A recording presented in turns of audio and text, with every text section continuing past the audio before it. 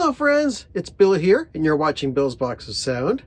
And this video is kind of like a review and retrospective of the Beastie Boys. And most of this video is excerpted from my December 7th live stream, where I did a review of the Beastie Boys book, and then I showed all of my Beastie Boys records and CDs. But what's different in this video is I've edited it a little bit and added some extra material. So this is enhanced for your enjoyment and education. So check this out. Here we go. So past couple weeks, I've been talking about this book that I've been going through. It's the Beastie Boys book. This is the third week I'm talking about this, but this week I actually finished this damn thing. Okay, here's the backstory.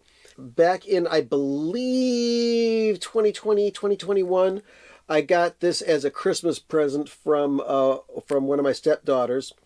And famously, is what I do, because I got a whole stack of books up there that I still have not read or have just started reading. And you know, I get good books, I put them on the shelf. I had glanced at this book. This book's got a lot of crazy stuff in it. I mean, pictures, graphics. It's got like comic book stuff. It's got a cookbook. It's got drawings, lists of songs, and of course the complete story from beginning to end about the Beastie Boys. This I didn't notice until last night, because what I was doing is, the thing that made me get through the entire book is the audiobook. Amazon Prime Music just added Audible to their benefits, and you can listen to one free book every 30 days. So I was looking at the books about music, and this one popped up. And I knew about this audiobook because there's all sorts of celebrity readers on here. I mean, you got Elvis Costello, Chuck D, Rachel Maddow, Tim Meadows, Rosie Perez, Wanda Sykes, Kate Schellenbach, MC Search, Jarvis Cocker, Snoop Dogg, Jon Stewart, just all sorts of celebrity readers reading the chapters in this, in addition to the Beastie Boys themselves, Michael Diamond and Adam Horovitz. Now, of course, MCA, Adam Yauch, is not speaking in the book because he passed away. That's what brought the Beastie Boys as a band to an end. But this book, if you're into the Beastie Boys, this is wonderful stuff. Fills in just about all of the cracks and crooks and nannies and nooks and crannies, all of the questions you had. It talks about how their relationship with Rick Rubin and Def Jam soured after their first album, and how they eventually landed on Capitol, and how they kept on doing outrageous things and getting away with it and just having a lot of fun with it. That light's too bright. What I would do is I would listen to an hour of this book. It's a 12.5-hour book. I'd listen to an hour of this on my walk. And then when I got home, I would go through and I would review the pages that were just read to me, and then put my bookmark at the place where I had stopped. And I went through that every day, because there's stuff in the book that ain't in the audiobook.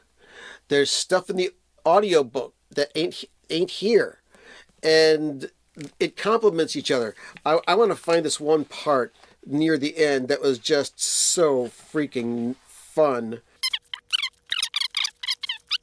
Yes, here it is. Okay, this is about equipment, stuff that they deem necessary for what they do in the studio, stuff that they love music-wise.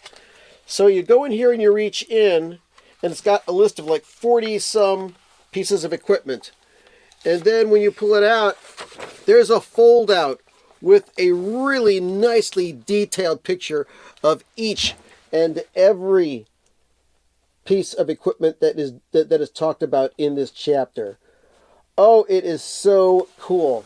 And if you noodle in making music, I mean, they talk about the Hohner D6 clavinet, which I used to have, the Maestro Rhythm King, the Fender Jazz Bass, the Ampeg Scroll Bass, the roll of duct tape, floppy disks, the Oberheim DX drum machine, the Univox Super Fuzz, all sorts of great things.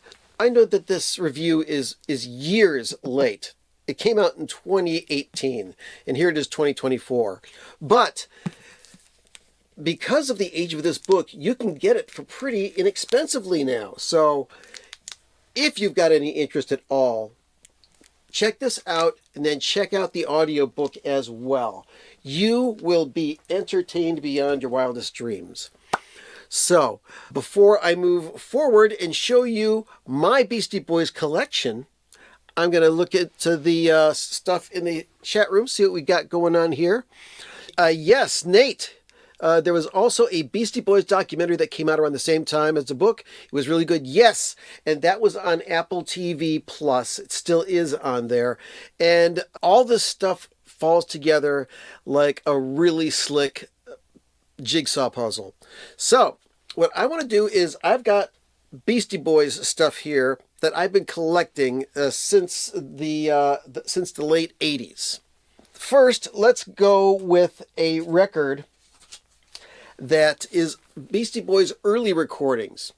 This was released on vinyl on the Record Store Day 2020, and it's called Some Old Bullshit. This has the Beastie Boys' earliest recordings back when they were a quartet, and they had Kate Schellenbach on drums. And it's on white vinyl. Their very first 7-inch on it, which was the Egg Raid on Mojo. And then it's got their Cookie Puss EP on here. And this is the earliest recordings of the Beastie Boys back when it was recorded on 4-track cassette and stuff, and put out on an extremely low-profile label, which was Rat Cage Records. And Rat Cage Records did put out the very first Beastie Boys 12-inch, Cookie Puss, which a funny song about the Carvel ice cream cake, also known as Fudgy the Whale. And it says right here on Rat Cage Records, it says it right there. So this is the very first Beastie Boys record, and these are pressed in England for some reason. They ordered it from some company that did the whole package and then sent it over. And Rat Cage, which was a record store that they hung out, that was the label that they put it out on. So then I've got one of their very first 12-inch singles back before they had a big label for an album. Before their first album, there was the 12-inch single of Hold It Now, Hit It. Now, I know that Rock Hard came out first and then She's On It, but this is the earliest 12-inch I have of Hold It Now, Hit It, which has 3 versions, and this one is the Acapulco version, which is like half beats, half rhymes, none of them at the same time. They keep on flipping back and forth. Very good stuff. And the song Hold It Now, Hit It eventually was on their first album, Licensed to Ill. Got that here. And this is an original press on Columbia Def Jam.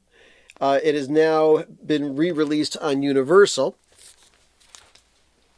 And I've also got the CD of it. Came out in 1986. And subsequent single on the Def Jam label. It's the New Style and Paul Revere with some dub mixes and stuff like that on there. Very cool. So, yeah, the Beastie Boys then had a falling out with a Def Jam and Rick Rubin. And as a result, they had to start from scratch. They had to go to another record label. And they eventually landed on Capitol Records. Now, you see, this is the old-fashioned Capitol label, but instead of Capitol, it says Beastie Boys on there. And this is the masterpiece that came out. Let me pull it out here. And this is Paul's Boutique. Lots of very cool stories in the book about this album. And this record really opens up. And it's just got, there's the inner sleeve with all the lyrics there. And a picture of the band. But the rest of this is like a 360-degree panorama of a corner in New York City. Absolutely beautiful. A quad fold out for a single LP. Crazy, crazy stuff. That's Paul's Boutique. And this is probably the last album to have so many samples that are uncredited on here. After this album, the hammer came down on sampling, and all samples had to be cleared before you put out records. The Beasties did do what they could to make sure that all of the samples were paid for. As a matter of fact, there's a story in the Beastie Boys book where Ad Rock meets a guy who said that he was the voice on a record that they sampled that was just in a couple of seconds on one of their records. And he said that he had never seen any money from that record until the Beastie Boys sampled it. So that was pretty sweet. Man, these guys got away with sampling the Beatles. And of course, there is the CD of Paul's Boutique. All right. You know, I'm working up such a sweat. Whew. And yet there's no heat going on. You see, every time the power goes out, you just do a live stream. You'll be fine. You'll be fine. All right. So, the first single from the Check Your Head album, and I got CD singles here. I got Past the Mic, which has some B-sides on it and stuff that is not on the record. And of course, I've got the album itself, Check Your Head, also on CD. And there's also some extra CD singles. I got the Gratitude CD single, which has extra stuff on it. I've got the So What You Want CD single with extra tracks on it. And I've also got, and this looks like it's been in a scuffle. Look at this. Oh no! This is the Jimmy James CD single, which has the original version with the original Jimi Hendrix samples, which they got cleared on here. So these versions are not on the album. And also got the Frozen Metalhead 4-track EP, which is right around the same size. Side has it's an English CD single. It's got Blue Nun, Jimmy James, and Drinking Wine on it. Very nice. The album that came out next is Ill Communication. Very nice.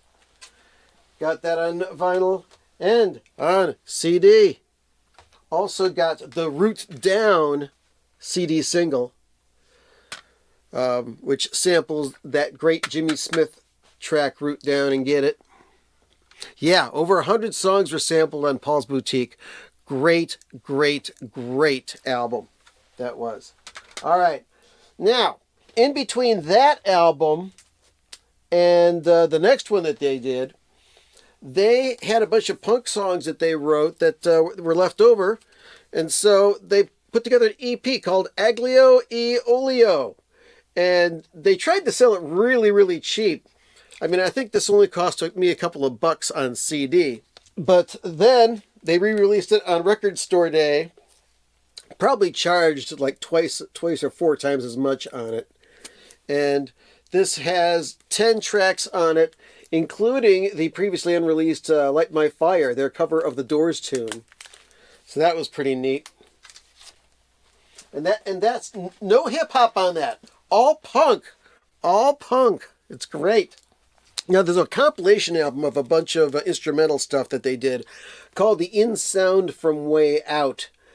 that was modeled after another album by Kingsley and the other guy that did it.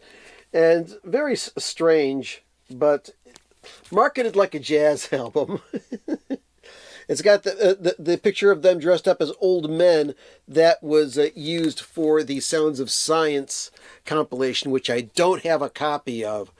Oh man, would I love to get my hands on that, because it's got a whole bunch of other tracks that are not on any other Beastie Boys album. And of course, I've got the CD of the Insound from Way Out as well in a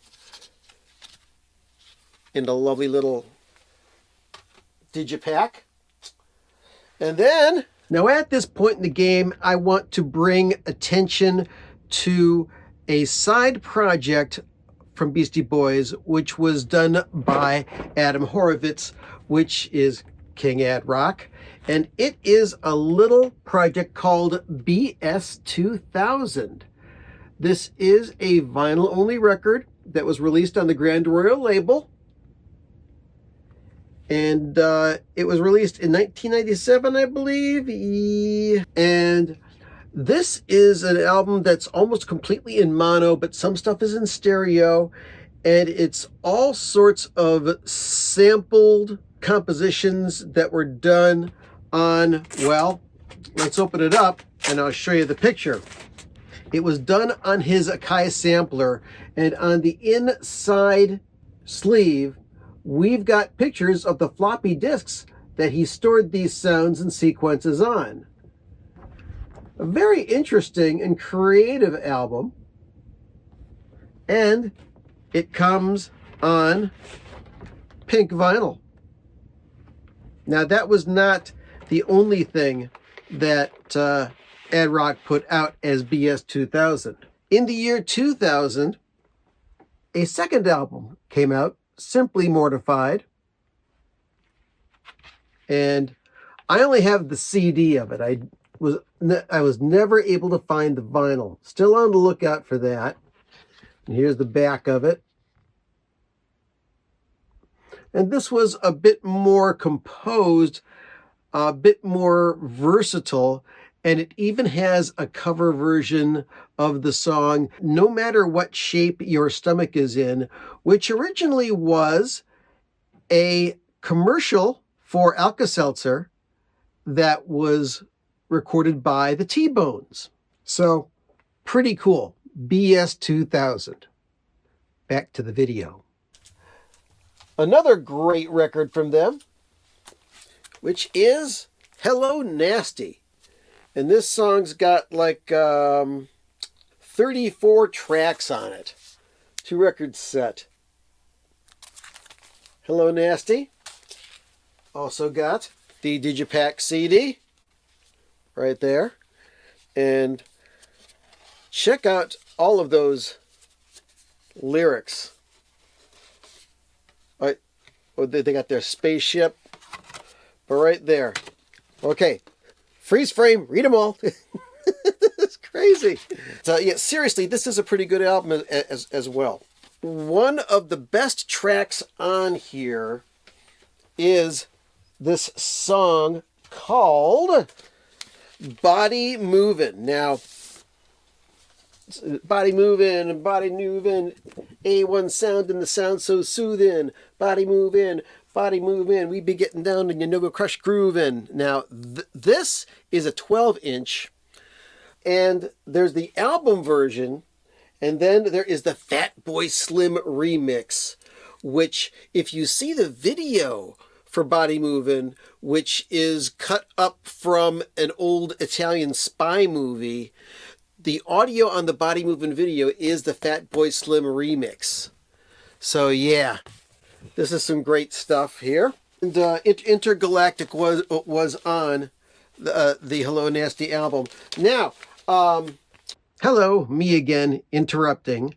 Right after Hello Nasty was released, or actually the next year, 1999, there was an EP called Scientists of Sound, subtitled The Blow Up Factor Volume 1, which was an EP of remixes and alternate versions of songs from Hello Nasty.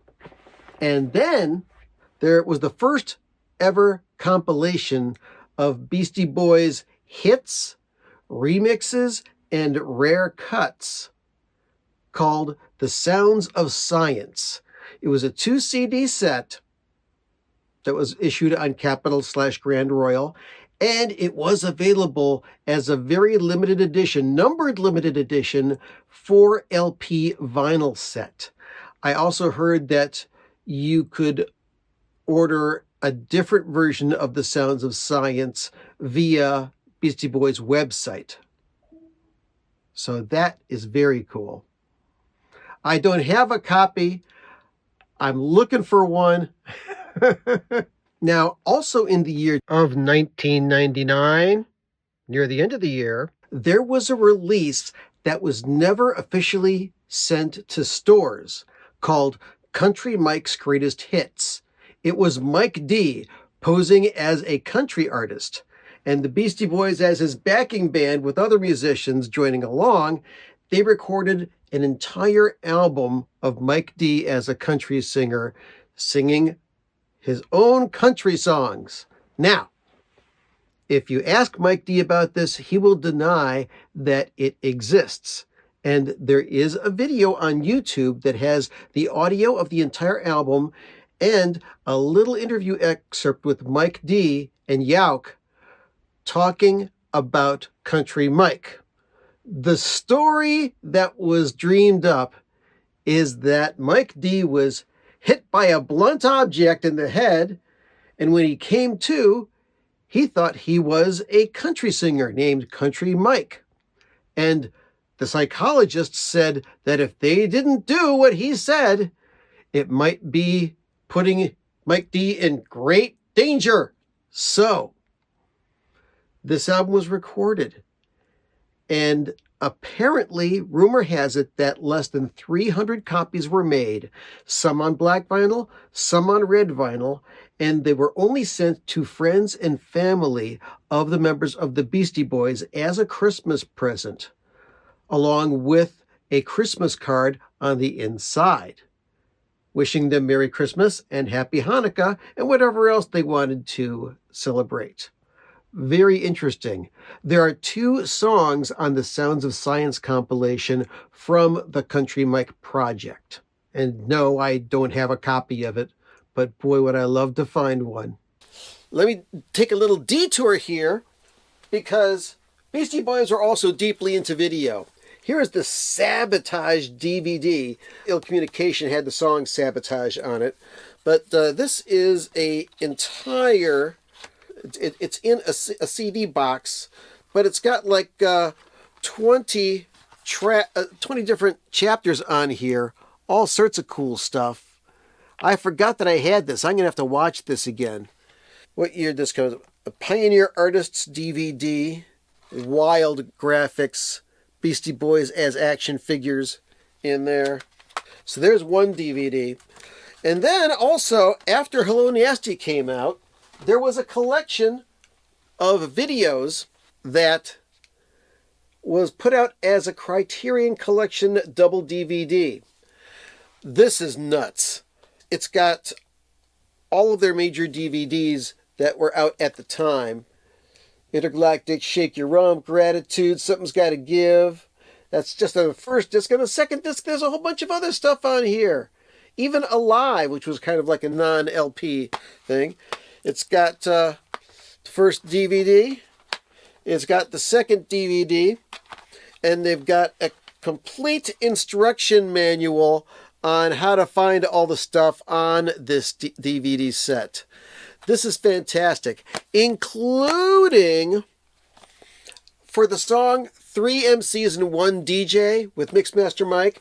They've got a multiple angle video of that, where you can see the finished video all edited down, or you can select the angles of, they had 3 different cameras inside of the studio because it was all done live.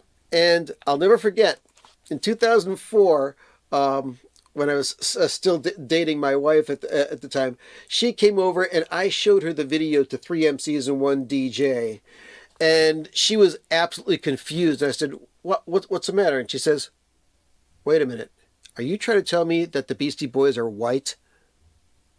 She did not know. She thought the Beastie Boys were black. So, hey, to each their own. But this is very cool. I believe this is out of print from the Criterion Collection. But if you want to track it down, it is Criterion Collection number 100, the Beastie Boys Video Anthology. Okay, so then the next album to come out by the Beastie Boys is To the Fiveboroughs, which has this beautiful illustration of the skyline of New York City, including our dearly departed Twin Towers. And on the tour for this, they made a concert film. What MCA did is he distributed to fans in the audience at this concert 50 portable video cameras. And he says, shoot this concert. Shoot the crowd, shoot us on stage, shoot whatever you want, but document the entire show. And these 50 people went out and they did that. And after the concert, all 50 people returned those video cameras to the Beastie Boys. They took all their media, then they boxed up all of the cameras, and the next day they returned them back to the store they bought them from and got their money back. And the resulting project was a concert movie called Awesome, I Fucking Shot That. And this actually won awards. An Audience Award, Grand Jury Prize, Best Director. And you know what? I don't think that these are actual awards, because they're like from... here, I'm going to show my age real quick here. I got to find my magnifying glass. Take a look here. Yeah, they got the Kazakhstan Film Festival, the Shibuya Film Festival, the Appenzell Film Festival, and the Lefrak City Movie Contest. So these are not legitimate, actual awards, but they decorated them in such a way. And there are 2 DVDs full of stuff in here, as well as an instruction manual as how to check this out. Look at this. Awesome, I fucking shot that. Here we go. A guide to enjoying this DVD. This is very cool as well. I kind of forgot that I had this wonderful video. And it says that it's directed by Nathaniel Hornblower, which if you're in the know, it's MCA. It's Yauk. So I do have the 2 to Fiveboroughs CD, which is still in the original shrink wrap, but there is a digipack inside of that. And then the Beastie Boys did an instrumental album called The Mix-Up. This is the only one I don't have on vinyl aside from the Sounds of Science. This is, all these tracks are only on this album. And it's all instrumental, no rapping. Very, very jazzy, very funky. This is pretty cool. And then just before their last album, they put out a one-off single with Nas of Too Many Rappers. And that song ended up on the last Beastie Boys album, Hot Sauce Committee Part 2. Now, in the book, they say that they ended up releasing this instead of Hot Sauce Committee Part 1, and they're claiming that all of the material from Hot Sauce Committee Part 1 is in a hard drive inside of a duffel bag that was left someplace and stolen. And personally, I think that's just a story that was made up. The intent was never to release Hot Sauce Committee Part 1, but that's just my opinion. This one had Make Some Noise, Too Many Rappers, Funky Donkey, Tadlock's Glasses, the Lisa Full Force Routine. Another cool thing about this album is that whereas all the previous Beastie Boys albums had samples from other artists, all of the samples on this album were made by the Beastie Boys themselves, and they tried to doctor it up to make it sound as though they came from other sources. Then, in the liner notes to the album, they gave credits that said the samples from this album were from this song by this artist, courtesy of this label. They're all made up. Now, in the Beastie Boys book, you've also got pictures of the fictitious album covers that these songs came from. So freaking cool. And yes, I've got the CD with the digipack on it. There you go. But I've got, which came with the special pre-order of Hot Sauce Committee Part 2, a single of 45, Pop Your Balloon, and B-Boys in the Cut. And this 7-inch is on white vinyl. Very nice. There are 2 different Beastie Boys compilation hits albums. Beastie Boys Music, which was released about the same time as the Beastie Boys book and the Beastie Boys movie. And before that, there was a thing called Beastie Boys Solid Gold Hits. Now, this is a 2-disc set, which the first disc is the actual songs themselves. The second one is a DVD with all the videos of the songs on the first disc. And that, my friends, is my Beastie Boys collection. Whew! That was a lot. So that's it. This is my very incomplete review of the entire Beastie Boys catalog. I love the Beastie Boys. They're hilarious. They are rockin'. They are funky. They're everything you want them to be. And yeah, I know that there's a lot of records that I missed, including the Love American Style EP and other 12-inchers that I've never been able to buy. But that's all part of the mystique. If you search around on YouTube, there are people with much more interesting collections of Beastie Boys records than I have. But I just wanted to do this as a companion piece to my Beastie Boys book review, which is a fantastic book. If you are a Beastie Boys fan and you haven't checked out this book and the audio book, you're missing out on a lot of cool fun. All right, that's it. I had a great time. I hope you did too. Now go listen to some music and have a great day.